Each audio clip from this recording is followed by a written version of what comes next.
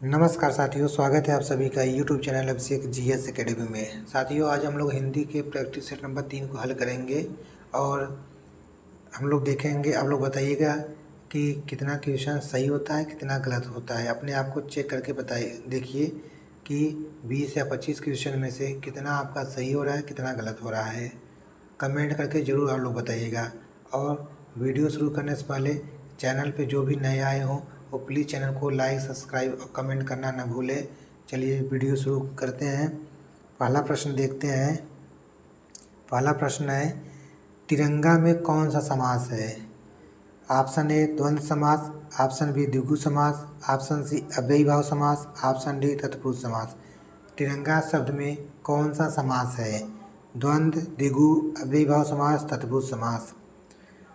तो सभी लोग जानते हैं तिरंगा शब्द में कौन सा समास है। तिरंगा शब्द में द्विगु समास है। ऑप्शन बी सही है। तिरंगा शब्द में द्विगु समास है। जिस समास में पूर्व पद संख्यावाची होता है, जिस समास में पूर्व पद संख्यावाची हो और उससे समूह का बोध होता हो तो उसे हम द्विगु समास कहते हैं। फिर से ध्यान से सुनिए कि जिस समास में पूर्व पद संख्यावाची हो और उससे समूह का बोध होता हो तो उसे हम द्विगु समास कहते हैं। जैसे और उदाहरण लेते हैं, जैसे चतुर्भुज। चतुर्भुज का अर्थ होगा चार भुजाओं का समाहार। त्रिफला, तीन फलों का समाहार। चतुर्भुज चार भुजाओं का समाहार अर्थात चार हाथों का योग होगा। त्रिफला तीन फलों का समाहार मतलब तीन फलों का जुड़ाव होगा। तो यहाँ पे तिरंगा में कौन सा समास होगा? द्विगु समास होगा। ऑप्शन बी सही है।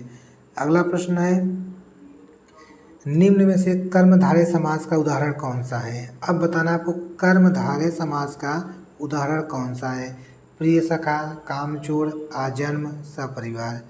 जल्दी से बताइए कर्मधारय समास का उदाहरण कौन सा है। तो सभी लोग जानते हैं कर्मधारय समास का उदाहरण होगा आपका ऑप्शन ए प्रिय सखा। ऑप्शन ए प्रिय सखा। कर्मधारय समास का क्या होगा? प्रिय सखा। जो और कर्मधारय समास में क्या होता है कि इसमें उत्तर पद प्रधान होता है। कर्मधारय समास में उत्तर पद प्रधान होता है।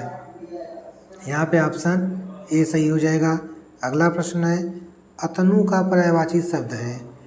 अतनु शब्द का पर्यायवाची शब्द है तो यहाँ पे वो सही ऑप्शन होगा। अतनु शब्द का पर्यायवाची शब्द होगा कामदेव। ऑप्शन सी सही है। अतनु शब्द का पर्यायवाची शब्द होगा कामदेव। अतनु शब्द का अन्य जो पर्यायवाची शब्द होंगे जैसे मदन है, पंचसर, मनोभव, मनमत, मनसीज, मीनकेतु, रतिपति, मनोज। जो ये सब हैं सभी अतनु या कामदेव शब्द के पर्यायवाची शब्द हैं। फिर से देखिए, अतनु शब्द का पर्यायवाची है वह है कामदेव, मदन, पंचसर, मनोमथ, मनसीज, मीनकेतु, रतिपति, मनोज, केतन इत्यादि बहुत से शब्द हैं जो अतनु या कामदेव शब्द के पर्यायवाची हैं। तो यहाँ पे अतनु का पर्यायवाची शब्द होगा कामदेव। ऑप्शन सी सही है।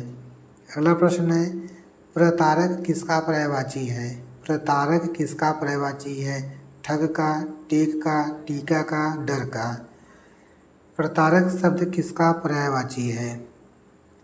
प्रतारक शब्द जो है वह है ठग का पर्यायवाची। किसका पर्यायवाची है? ठग का। यहाँ पे ऑप्शन सही हो जाएगा ए ठग का। ठग का पर्यायवाची अन्य शब्द होते हैं जैसे वंचक होता है ठग को, अब या प्रतारक को आप वंचक कह सकते हैं, अड़ीमार कहते हैं, प्रवंचक कहते हैं, जालसाज कहते हैं। ठग को भी आप कह सकते हैं वंचक, अड़ीमार, प्रवंचक, जालसाज। तो यहाँ पे प्रतारक किसका पर्यायवाची होगा? तो ऑप्शन ए सही होगा ठग का। अगला प्रश्न है, उथला शब्द का विलोम होगा। सिंपल सा प्रश्न है, उथला शब्द का विलोम क्या होगा? उथला शब्द का विलोम शब्द होता है, क्या होता है? गहरा। ऑप्शन ए सही है। अगला प्रश्न है, आविर्भूत का सही विलोम शब्द है। आविर्भूत का सही विलोम शब्द क्या होगा? अनास्था, अनेकता, तिरोभूत, अनावृष्टि। सिंपल सा प्रश्न है कि आविर्भूत शब्द का विलोम शब्द क्या होता है? तिरोभूत होता है। ऑप्शन सी सही है। ऑप्शन सी सही है, तिरोभूत। अगला प्रश्न है, जामुन का तत्सम रूप है। जामुन का तत्सम रूप क्या है? बहुत ही सरल प्रश्न है। जामुन शब्द का तत्सम रूप क्या होता है? जम्बू होता है। ऑप्शन सी सही। चलिए अगले प्रश्न देखते हैं। श्रृंगार शब्द का तत्सम है। श्रृंगार शब्द का तत्सम है। तो यहाँ से ध्यान दीजिए, पढ़िए कि श्रृंगार शब्द ऐसा लिखा गया है कि सब लग रहा है कि सही है। ऑप्शन ए भी, option B, option C, option D, चारों ऐसे लग रहा है कि आपको पढ़ेंगे तो ऐसा लगेगा कि श्रृंगार एकदम सही लिखा गया है। लेकिन ध्यान दीजिएगा, चारों चार प्रकार से लिखा गया है। लेकिन चारों जो ऑप्शन है 4 प्रकार के लिखे गए हैं, लेकिन सही तो एक ही है। ये भी तो ध्यान दीजिए। तो आपको इसमें ध्यान से देखना है कि श्रृंगार शब्द कौन सा शुद्ध रूप लिखा गया है या श्रृंगार का तत्सम रूप क्या सही है। तो यहाँ पे ऑप्शन सही हो जाएगा सी। जो सी वाला ऑप्शन है, जो श्रृंगार लिखा गया है, वह एकदम सही शुद्ध रूप में लिखा गया है। बाकी option A, option B, D जो लिखा है वह त्रुटिपूर्ण लिखा गया है, या आप कह सकते हैं कि अशुद्ध रूप लिखा गया है। तो ऑप्शन सी सही है। अगला प्रश्न देखते हैं। गबीस में प्रयुक्त संधि का नाम बताइए। गबीस शब्द में प्रयुक्त संधि का नाम बताइए कि गबीस शब्द में कौन सी संधि का प्रयोग किया गया है? दीर्घ संधि, गुण संधि, यड़ संधि, अयादि संधि। तो बताइए गबीस शब्द में प्रयुक्त संधि का क्या नाम है? तो यहाँ पे किसका प्रयोग किया गया है, किस संधि का? तो यहाँ पे अयादि संधि का प्रयोग किया गया है। गबीस संधि में अयाद संधि का प्रयोग किया गया है। यह गबीस शब्द अयादि संधि है। ऑप्शन डी सही है। अगला प्रश्न देखते हैं। स्वर संधि का उदाहरण है। स्वर संधि का उदाहरण है अन्वय, किंचित, तद्रूप, नीरस। स्वर संधि का उदाहरण, पहले स्वर संधि जान लीजिए कि जहाँ दो स्वरों के मेल से विकार उत्पन्न हो। जहाँ पे दो स्वरों के मेल से विकार उत्पन्न हो, वहाँ स्वर संधि होती है। क्या होती है? स्वर संधि होती है। तो स्वर संधि का उदाहरण क्या है? अन्वय है। क्या है? अन्वय। इसका संधि विच्छेद होगा अनु, धन, अय। क्या होगा? अनु, धन, अय। क्या होगा? अय, या अय। तो कौन सा स्वर संधि का उदाहरण कौन सा है? अनुनय। ऑप्शन ए सही है। यही अनुनय शब्द जो है स्वर संधि का उदाहरण है। लेकिन अब आगे ध्यान से देखिए, किंचित शब्द है। अब किंचित शब्द में कौन सी संधि है, या तद्रूप शब्द में कौन सी संधि है, या नीरस शब्द में कौन सी संधि है? तो जो किंचित है इसका संधि विच्छेद होगा किम, धन, चित। किम, धन, चित। किंचित होगा, इसका जो संधि है वह है व्यंजन संधि। कौन सी संधि है? व्यंजन संधि है। व्यंजन संधि है। अब आप देखिए तद्रूप कौन सी संधि का उदाहरण है? तद्रूप जो होता है इसका संधि विच्छेद होगा तद, धन, रूप। तद, धन, रूप। यह कौन सी संधि है? यह भी व्यंजन संधि है आपका। आप पूछेंगे नीरस कौन सी संधि है? तो नीरस पहले संधि विच्छेद हम लोग कर लेते हैं। तो नीरस शब्द का जो संधि विच्छेद होगा वह होगा नि, धन, रस। नीरस शब्द का संधि विच्छेद होगा नि, धन, रस। नीरस जो शब्द है वह विसर्ग संधि का उदाहरण है। किसका उदाहरण है? विसर्ग संधि का। तो आप यहाँ पे जो ऑप्शन ए सही है इसको ध्यान दीजिएगा। अगर स्वर संधि का उदाहरण है तो वह है अन्वय है। क्या है? अन्वय। ऑप्शन ए सही है। अगला प्रश्न देखते हैं। जिस व्यक्ति पर अभियोग लगाया गया हो। बहुत ही आसान सरल है प्रश्न है। इसको बहुत बार पूछा गया है। आप लोग अच्छे से मन लगा के ध्यान से पढ़िए। पढ़ाई समय सिर्फ पढ़ाई, और खेलने के समय सिर्फ खेलिए, खाना बनाने के समय सिर्फ खाना बनाइए। जो भी काम करिए सिर्फ एक बार में एक ही काम करिए। अगर पढ़ रहे हैं तो फिर मन लगा के पढ़िए। उसमें कोई कुछ भी टीका टिप्पणी नहीं, किसी कोई बात नहीं सुनना है, बस पढ़ना है तो पढ़ना है। अब जैसे प्रश्न है, जिस व्यक्ति पर अभियोग लगाया गया हो। बहुत ही सिंपल प्रश्न है, जिस व्यक्ति पर अभियोग लगाया गया हो वह क्या होता है? वह होता है अभियुक्त। ऑप्शन सी सही है। जिस व्यक्ति पर अभियोग लगाया गया हो वो क्या होता है? अभियुक्त होता है। जब लेकिन क्या है, जो अपराधी शब्द है उसका क्या अर्थ होगा? अब जिस व्यक्ति पर अभियोग लगाया गया हो उसको हम अभियुक्त बोल दिए, लेकिन अपराधी किसको बोलेंगे? अपराध करने वाले को, व्यक्ति को हम उसको अपराधी बोलेंगे। अब कहेंगे कि अपवादी किसको बोलेंगे? अपवादी किसको बोलेंगे? जो वह व्यक्ति जो किसी के विरुद्ध मुकदमा करे या केस करे तो उसको हम वादी कहते हैं। क्या कहेंगे? वादी कहेंगे। चलिए अगला प्रश्न देखते हैं। रास्ते में खाने वाले भोज्य सामग्री को क्या कहते हैं? रास्ते में खाने वाले भोज्य सामग्री को हम लोग क्या कहते हैं? पथ आहार, पाथेय, अल्पाहार, नाश्ता। जल्दी से बताइए कि भोज्य रास्ते में खाने वाले सामग्री को या रास्ते में खाने वाले भोजन को हम लोग क्या कहते हैं? पथाहार, पाथेय, अल्पाहार, नाश्ता। तो यहाँ पे जो ऑप्शन सही हो जाएगा आपका पाथेय। कौन सा ऑप्शन सही होगा? ऑप्शन बी पाथेय। रास्ते में खाने वाले भोज्य सामग्री को हम लोग पाथेय बोलते हैं और बहुत कम भोजन करने वाले को हम लोग अल्पाहार कहते हैं। क्या कहते हैं? अल्पाहार। तो रास्ते में खाने वाले भोज्य सामग्री को क्या कहते हैं? पाथेय। ऑप्शन बी सही है। अगला प्रश्न है, कलई खुलना मुहावरे का सही अर्थ है। बहुत ही बढ़िया प्रश्न है, बहुत ही सिंपल प्रश्न है, बहुत ही आसान सा प्रश्न है। कलई खुलना मुहावरे का सही अर्थ क्या है? रंग उतर जाना, सच्चाई का पता लगाना, भेद प्रकट करना, चमक गायब होना। तो कलई खुलने का मुहावरे का जो सही अर्थ होगा क्या होगा? वह अर्थ होगा भेद प्रकट करना। ऑप्शन सी सही है। कलई खुलना मुहावरे का अर्थ होगा भेद प्रकट करना।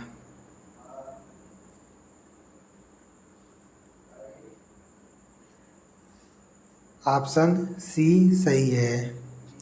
अगला प्रश्न है, हालत पतली होना मुहावरे का उपयुक्त अर्थ है। हालत पतली होना, जैसे ऑप्शन है दुबला पतला होना, बीमार होना, कंजूस होना, आर्थिक स्थिति खराब होना। हालत पतली होने का, पतला होना या पतली होना मुहावरे का उपयुक्त अर्थ क्या होगा? तो यहाँ पर होगा कि आर्थिक स्थिति खराब होना। जब आर्थिक स्थिति खराब होती है तो लोग बोलते हैं कि आपका हालत पतली हो गई है। ठीक है, तो यहाँ पे ऑप्शन सही हो जाएगा डी। हालत पतली होना मुहावरे का अर्थ होगा आर्थिक स्थिति खराब होना। क्या होगा? आर्थिक स्थिति खराब होना। ऑप्शन डी सही है। जैसे यहाँ पे जो होगा कि कंजूस होना, इसके लिए कौन सा वाक्य प्रयोग होगा? जब हम कहेंगे कौड़ी कौड़ी पर जान देना। जैसे कोई पूछ दिया कि कौड़ी कौड़ी पर जान देना मुहावरे का क्या अर्थ होगा, तब वहाँ आप कहेंगे कि कंजूस होना। क्या होगा? कौड़ी कौड़ी पर जान देने का अर्थ क्या होगा? कंजूस होना। तो हालत पतली होने का मुहावरे का अर्थ क्या होगा? आर्थिक स्थिति खराब होना। ऑप्शन डी सही है। अगला प्रश्न देखते हैं, निम्नलिखित वाक्यों में क्रिया संबंधित शुद्ध वाक्य बताइए। अब 4 ऑप्शन दिए गए हैं, आपको देख के बताना है कि कौन सा वाक्य सही है या शुद्ध है। तो जल्दी से बताइए। वह सोते सोते जाग पड़ा, वह सोता सोता जाग पड़ा। ध्यान से पढ़िएगा, वह सोते सोते जाग पड़ा, वह सो सो कर जाग पड़ा। तो जल्दी से बताइए क्या होगा, सही होगा? शुद्ध वाक्य कौन सा होगा? तो यहाँ पे आप लोग ध्यान से पढ़ेंगे तो आपको दिखेगा कि यहाँ पे जो ऑप्शन ए है वह सही है, क्योंकि लिखा है वह सोते सोते जाग पड़ा। जो यह वाक्य है यह एकदम शुद्ध है, बाकी तीनों जो वाक्य हैं यह तीनों गलत हैं। ऑप्शन ए सही है।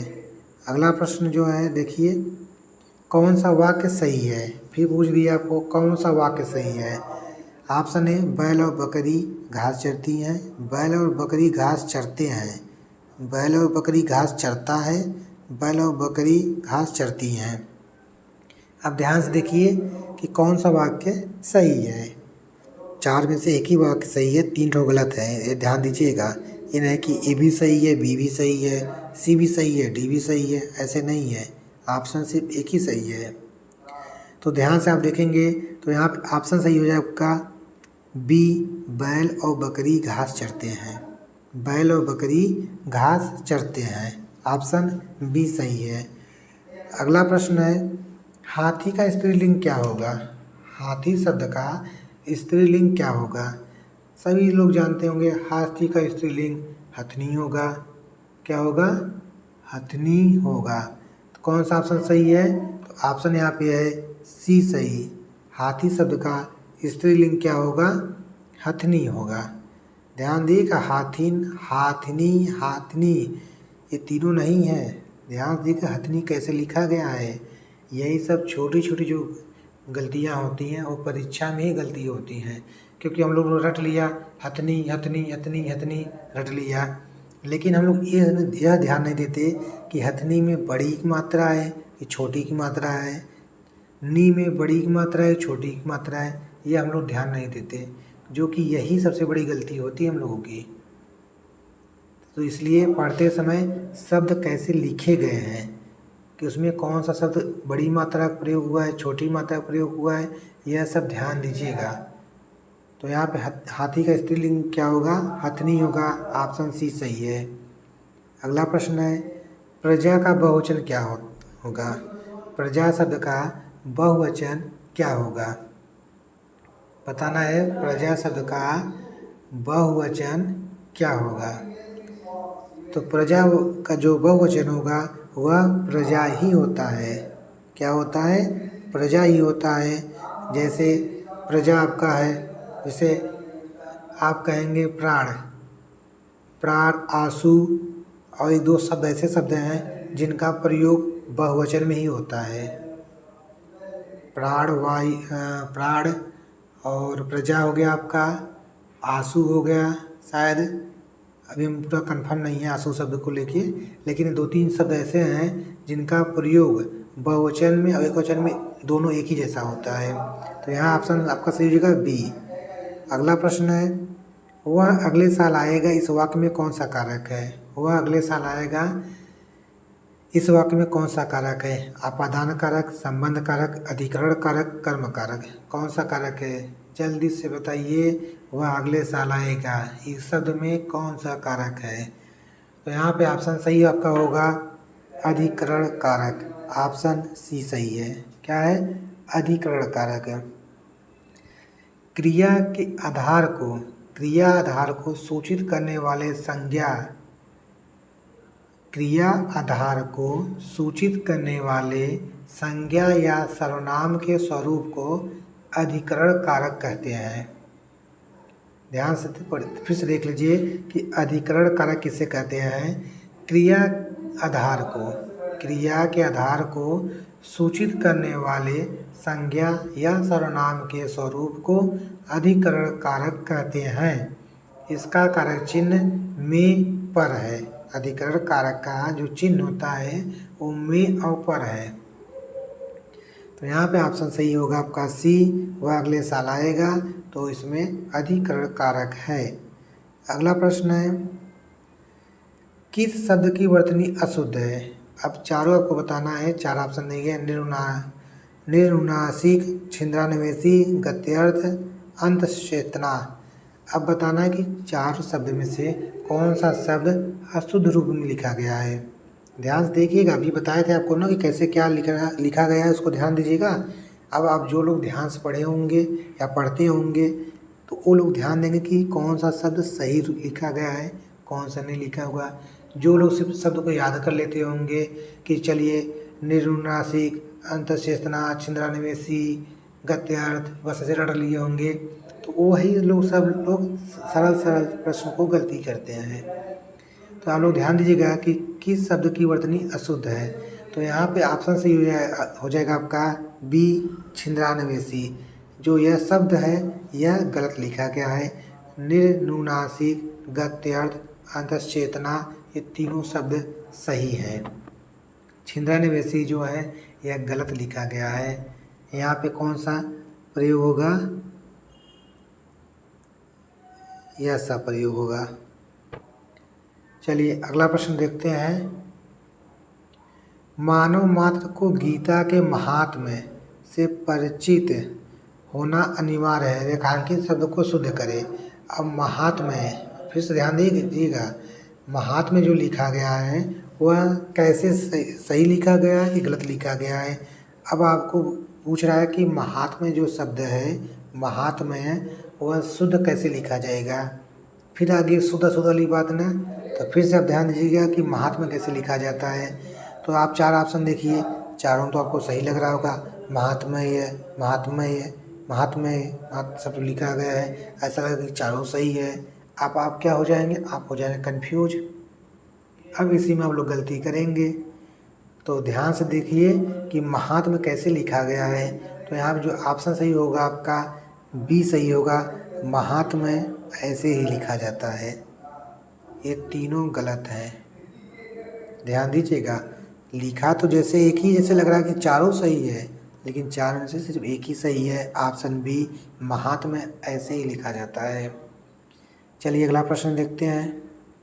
अगला प्रश्न है, संदैव का आशय निम्न में से कौन नहीं है। संदैव शब्द का आशय अब बताना है कि इनमें से कौन सा नहीं है। संदैव शब्द का आशय या संदैव शब्द का अर्थ आपको बताना है। तो ध्यान से देखिएगा, संदैव शब्द का जो अर्थ होता है वह नमक होता है या आशय नमक होता है।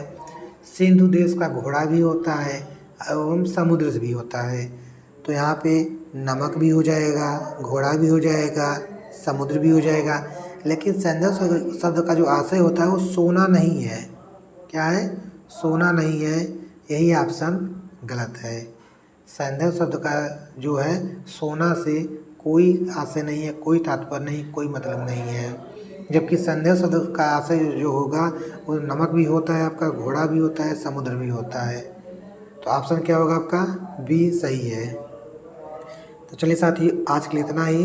अगर आप लोगों को वीडियो अच्छी लगे तो प्लीज़ चैनल को लाइक, सब्सक्राइब, कमेंट करना ना भूलें और ज़रूर बताइएगा कि आप लोगों को वीडियो कैसी लगी।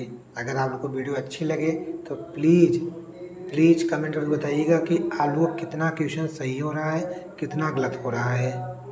ठीक है, तो आज के लिए इतना ही। जय हिंद।